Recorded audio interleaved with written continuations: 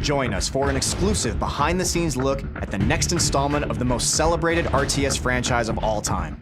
This is Command & Conquer: Beyond the Battle, Part 1.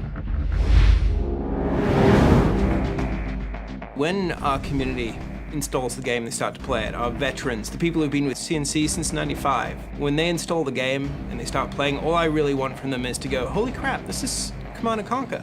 This feels like a Command & Conquer, a classic Command & Conquer game. It feels like Generals. So the core concepts in the original Command & Conquer RTS games were really about building a base, defending that base, and building an assault army that you could go attack the other base. First thing we said is we need to kind of wash the stain of CNC4 away.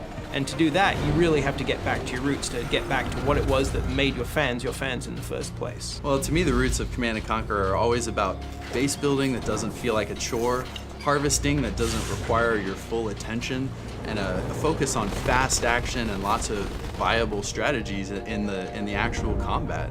Going back to upgrades and abilities that matter, player powers that feel visceral, and then at the same time, super weapons, commando units are back, and then we're adding a couple new flavors in there like caster units that we haven't exposed yet to the public. Well, we're all big Generals fans here, obviously. Looking at the old Generals, there's so many great ideas, so many great mechanics that they built in, so we were lucky to be able to cherry pick the ones we like the best. Now choosing the general is a big part of the game, just as important as choosing the faction you wanted to play. Now, it's like having hundreds of factions, let alone just 3. Each general will have its own set of abilities, upgrades, even player powers will change as well. Also, units will be dynamically taken out and different ones will be put in based off of what that niche of the general is. The new generals that we're adding to the armies are really going to keep the gameplay fresh, right? It should make the game fun, enjoyable, and interesting for years to come.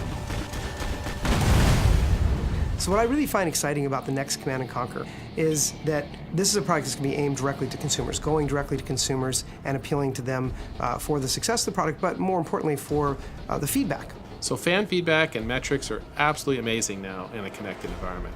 In the past, we just made a game, we put it in a box, we got the feedback years later, we could make a change in a sequel. Today, we can hear the fans immediately, we can look at the data, we can change stuff daily, weekly, monthly. We can engage in this sort of ongoing conversation with our fan base, where if, say there's a general that we put out that we didn't balance quite right, we will get that feedback immediately.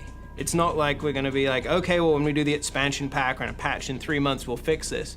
It's going to be one of those things where we kind of grow together, and that's what we want to kind of breed. It's a live product, and we want to make sure that the community at the core is part of that rendition of making this game better. This is ultimately the fans' game, and we're looking forward to making the game better with them. Absolutely, I'll play the new Command & Conquer when it comes out. I'm anxiously awaiting it, actually. Our #1 priority has always been to make this a really fun, excellent game. Everybody on the dev team loves the game, and they're doing the work where their heart is. So a lot of the times people stay late just to make sure that they make a better game because they care about what the franchise is. Everybody wants to make sure that they make the game that the community would love, and we're on the same page on trying to make it the best CNC possible. Hopefully after doing this, I'll be on the beta, right guys?